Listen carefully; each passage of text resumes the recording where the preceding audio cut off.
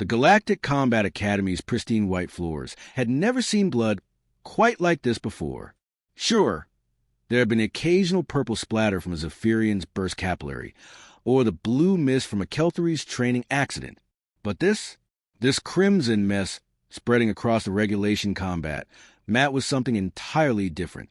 Something human. Commander Vexthal adjusted his 6 arms nervously as he watched the medic scrape what remained Cadet Brakthos off the training floor. The poor hegemony warrior had been so confident just moments before, so absolutely certain that his exoskeleton enhancement suit would protect him from the soft-skinned creature from Earth. Well, muttered Dr. Zara Blackwood, the human exchange student who had caused all this mayhem, as she casually wiped her knuckles clean with a sanitizing cloth. That escalated quickly. The other cadets backed away from her, like she was carrying some kind of plague, which, considering what they had just witnessed, wasn't entirely unreasonable. 23 alien species represented in this elite academy, and none of them had ever seen anything quite like a 120-pound human female turn a 300-pound armored warrior into what essentially amounted to biological confetti. Vexthal's mandibles clicked anxiously. In his 40 years of military service across 17 different worlds, he had never filed a report that read, Cadet's enhanced combat suit liquefied upon contact with apparently fragile mammal. Cadet Blackwood, he began, his voice translator struggling with the appropriate tone of bewilderment mixed with barely contained terror. Perhaps you could explain exactly what happened here? Zara shrugged, her dark hair still perfectly arranged despite having just demolished an opponent who outweighed her by nearly 3-1. Brakthos grabbed my wrist during the grappling exercise. I told him to let go. He didn't. Physics happened. Physics? Squeaked Piplon, a nervous squeezery observer from the corner. His 4 eyes were darting between Zara and the cleanup crew. That wasn't physics. That was some kind of dark sorcery. Zara laughed, and the sound made several cadets instinctively reach for their emergency transmitters. Not because the laugh was threatening, but because it was so genuinely amused. Here she was, surrounded by beings who could bench press small vehicles, and she was chuckling like she had just heard a particularly good joke. Dark sorcery? Really? She turned to face the assembled crowd of aliens, most of whom were now pressed against the far wall of the training facility. Look, I tried to warn him. I said, hey, Brakthos, maybe don't grab a human that hard. But did he listen? No. He decided to show off for his little hegemony buddies. Lieutenant Kreshtar, Brakthos' squad leader, stepped forward. His scaled hide was flushed with the deep purple of barely controlled rage. You murdered him. Our combat suits are rated for impacts that would level small buildings. Were rated, Zara corrected, examining her fingernails with infuriating casualness. Past tense. Also, I didn't murder anyone. Your boy there will be fine once they get him to the medical bay and run him through a tissue regenerator. Probably take, 6 hours? Dr. Yinthala, the Academy's chief medical officer, looked up from her scanner readings. Her tentacled face was pale with shock. 12 hours, minimum. His exoskeleton didn't just crack. It folded. The metal actually folded like paper. The shock absorption system overloaded so completely that it started conducting damage instead of preventing it. Impossible, Kreshtar hissed. Hegemony combat suits are forged from compressed neutronium alloys. They can withstand the gravitational pull of small stars. Zara nodded thoughtfully. Yeah, they're pretty impressive. Great engineering. Really solid work. She paused, her expression becoming deadly serious. Unfortunately for your friend there, they weren't designed to handle the specific type of leverage that comes naturally to a Deathworlder. The training facility fell silent, except for the humming of life support systems and the occasional whimper from cadets who were still processing what they had witnessed. Deathworlder? Piplon whispered. Oh, right. You guys don't know that term yet. Zara's smile was sharp enough to cut through the tension in the room. See, most of your species evolved on what we humans call paradise worlds. Low gravity, stable climates, abundant resources, minimal predators. Your biggest evolutionary pressure was probably figuring out how to share the good stuff without stepping on each other's tentacles. She began walking slowly around the perimeter of the group, and they instinctively moved to keep their distance. But Earth tried to kill us every single day for millions of years. Gravity that could crush your bones, whether that could freeze or boil you, and predators specifically designed to turn humans into lunch. Commander Vexthal found his voice. But you're so small, fragile-looking. Fragile?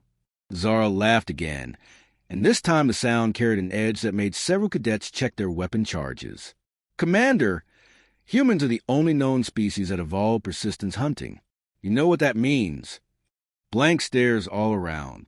It means that when our ancestors saw something they wanted to eat, they didn't use speed or strength or fancy tools. They just followed it for days, sometimes weeks. They'd track their prey across continents, never stopping, never giving up until their target literally died from exhaustion. She stopped moving and faced them directly. We are a species that evolved to be absolutely, utterly relentless. And every single system in our bodies was forged in the crucible of a world that was actively trying to murder us. Dr. Yinthala's scanner beeped softly. Cadet Blackwood, may I take some readings? For medical purposes? Sure thing, document. The scanner hummed for several minutes, while everyone watched in fascination. Finally, Dr. Yinthala looked up, her expression unreadable. This is unprecedented. Her bone density is nearly 4 times what I would expect from a being her size. Her muscle fiber composition shows redundant strength systems that I've never seen in any biological entity. And her reflexes, she paused, checking her readings again. Her reflexes are operating at speeds that should be physically impossible for neurons to conduct. That's just baseline human, Zara said cheerfully. I'm not even particularly athletic by our standards. Kreshtar's scales had shifted to a sickly yellow color. You're saying that all humans are like this? Well, no. I mean, most humans live pretty comfortable lives now, but the hardware is still there. The capacity. Her expression grew distant for a moment. Plus, I grew up on Luna Colony. Lower gravity than Earth, sure, but the life support systems fail pretty regularly. When you spend your childhood learning to hold your breath for 20 minutes while your parents fix the oxygen recyclers, will tend to optimize your physiology a bit. Piplon made a sound that his translator rendered as concerned squeaking. But here's the thing, Zara continued, her tone becoming conversational again. I really, genuinely, tried to be gentle with Brakthaz. When he grabbed my wrist, I could have dislocated his shoulder, shattered his grip points, or introduced his spine to his pelvis. Instead, I just applied the minimum pressure necessary to make him let go. She gestured toward the medical team, who were still collecting pieces of Brakthaz's combat suit. Unfortunately, what humans consider minimum pressure and what Gemini engineering considers catastrophic structural failure turned out to be the same thing. Commander Vexthal was frantically making notes on his data pad. This was either going to be the most interesting report he had ever filed, or the last one he would ever file before being transferred to some remote monitoring station. Cadet Blackwood, he said carefully, are there any other capabilities that we should be aware of? Zara considered this question with a sort of thoughtful expression that made everyone in the room deeply uncomfortable. Well, I suppose I should mention that humans don't actually have a maximum adrenaline threshold. Come again. Most species have biological governors that prevent them from accessing their full physical potential, safety mechanisms. But humans, when we get scared enough or angry enough or desperate enough, we can literally ignore pain, exhaustion, and even structural damage to our own bodies. She looked around the room at the increasingly horrified faces. We call it hysterical strength. Mothers lifting vehicles to save their children. Soldiers fighting effectively with wounds that should have killed them. That sort of thing. Dr. Yinthala's tentacles were trembling. You're saying that what we just witnessed wasn't even your species operating at full capacity? Oh, heavens no. That was just me being mildly annoyed. Zara's smile was absolutely radiant.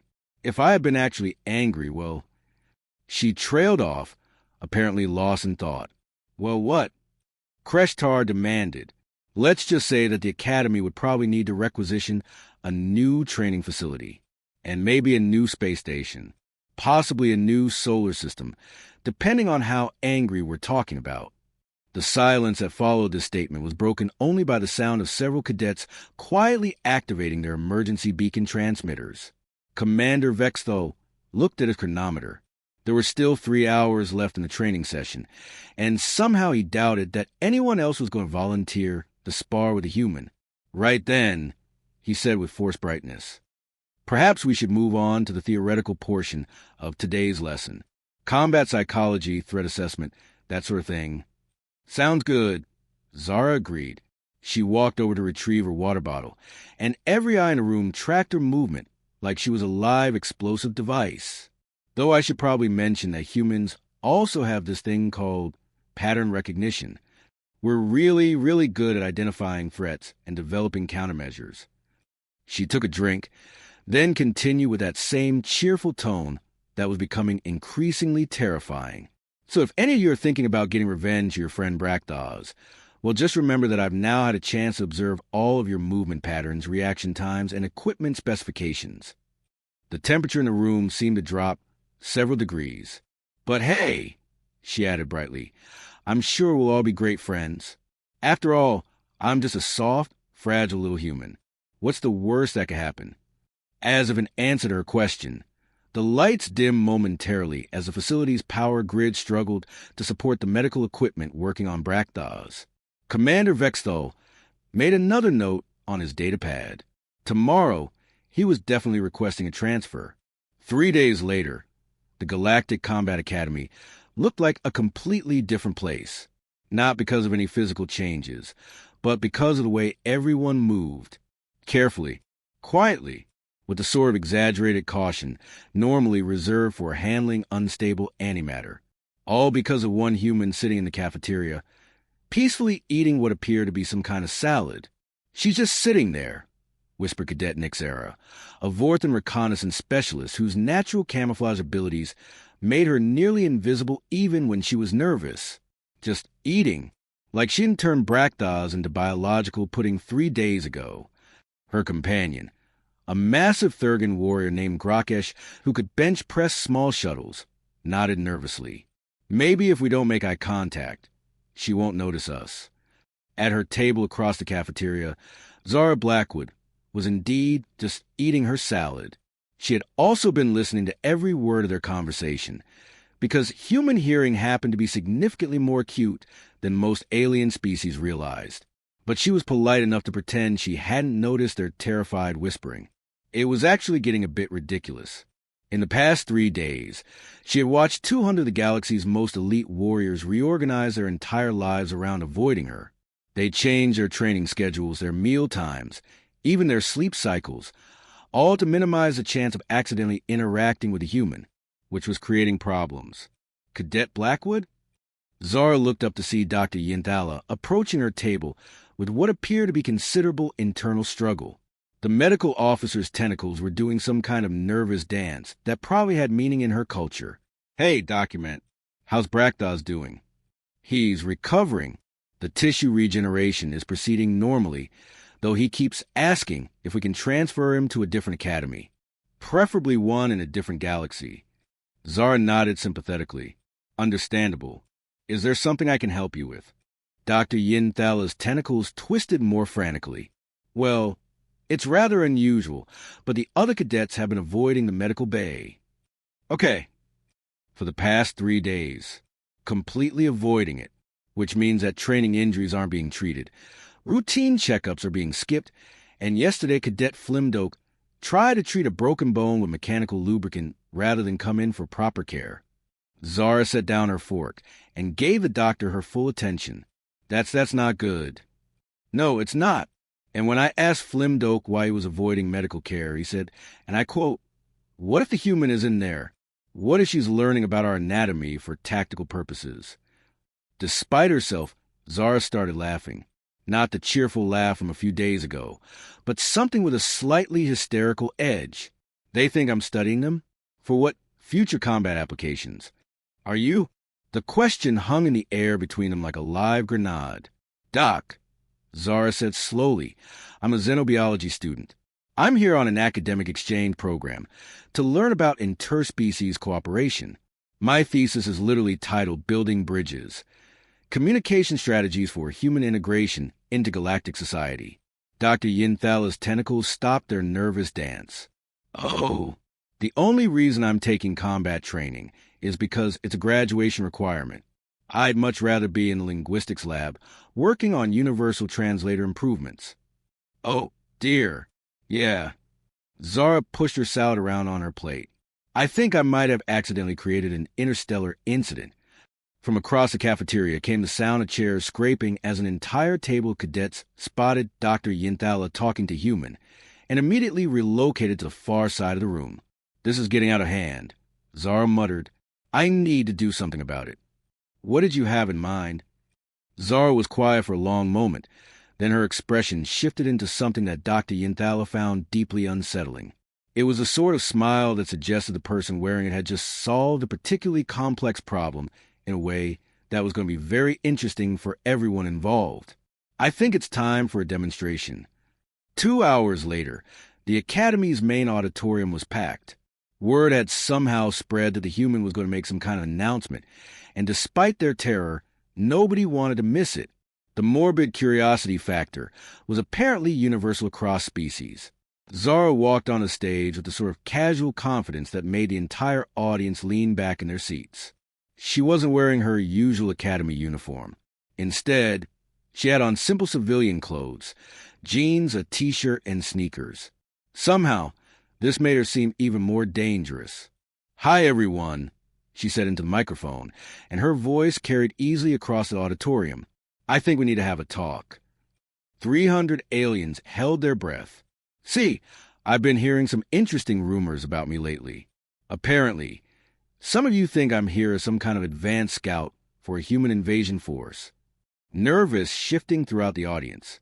Others seem to think I'm studying your weaknesses, so I can report back to Earth about how to most efficiently conquer the galaxy.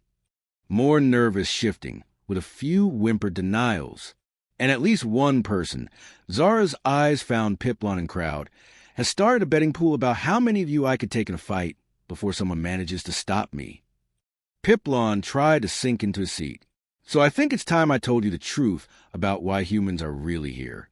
The silence was so complete that the auditorium's ventilation system sounded like a hurricane. We're here, Zara said, her voice dropping to barely above a whisper, because we're lonely. That was not what anyone had expected to hear. See, for most of human history, we thought we were alone in the universe. Just us, on our little death world, fighting to survive in a cosmos that seemed empty of any other intelligence. She began walking slowly across the stage, and every eye in the room tracked her movement. Then we developed faster-than-light travel, and found out we were wrong. The galaxy was absolutely teeming with life. Hundreds of species, thousands of worlds, millions of years of history and culture and art and science. Her voice began to rise, gaining strength and passion. Do you have any idea what that felt like? To discover that we weren't alone after all? That there were others out there who could think and dream and create. She stopped center stage and faced the audience directly. It was the most beautiful thing in human history. Several cadets were staring at her, with expressions of complete confusion. So when the Galactic Council offered to let humans join the Academy Exchange program, our government didn't send a warrior or a spy or a scout. Zara's smile was radiant, completely different from the sharp-edged grin she had been wearing for the past few days. They sent a xenobiology student whose life's work is figuring out how to help humans and aliens understand each other better. She gestured to encompass the entire audience. I'm not here to conquer you or study your weaknesses or prepare for some imaginary war. I'm here because I think the galaxy is an amazing place full of incredible people, and I want to learn everything I can about how we can all get along. The silence continued, but it had a different quality now. Less terror, more bewilderment. That said, Zara continued, and her tone shifted slightly, I am still a human from a death world, and if someone grabs me without permission, my nervous system is going to react accordingly. She pulled out a small device and activated a holographic display, showing Brakthaz's combat suit before and after their encounter. What happened to Brakthaz wasn't malicious or planned. It was just basic human reflexes, responding to what my brain interpreted as a potential threat. The hologram showed a detailed breakdown of the forces involved in the destruction of the combat suit. Humans evolved what we call an escalating response system. When we perceive a threat, our bodies automatically adjust our strength, speed, and pain tolerance to match what we think we need to survive. More nervous shifting in the audience. The problem is that our threat assessment system was calibrated by millions of years of surviving on a world where everything was trying to kill us. So when Brakdaz grabbed my wrist with what he considered gentle pressure, my nervous system interpreted it as a potentially life-threatening attack and responded accordingly. Dr. Yinthala raised a tentacle from the front row. Are you saying that you couldn't control your response? Not exactly. I could have chosen not to break free at all, but that would have required consciously overriding millions of years of evolutionary programming while being physically restrained by someone much larger than me. Zara's expression became serious. Here's what I want you to understand. Humans don't want to hurt anyone, but we're also not going to let ourselves be hurt. And sometimes the gap between those two things is smaller than our engineering suggests. She clicked off the holographic display. So here's my proposal. Instead of everyone avoiding me like I'm carrying some kind of plague, why don't we try something revolutionary? Pause for effect. Why don't we try talking to each other? The audience exchanged glances, clearly uncertain about this radical concept.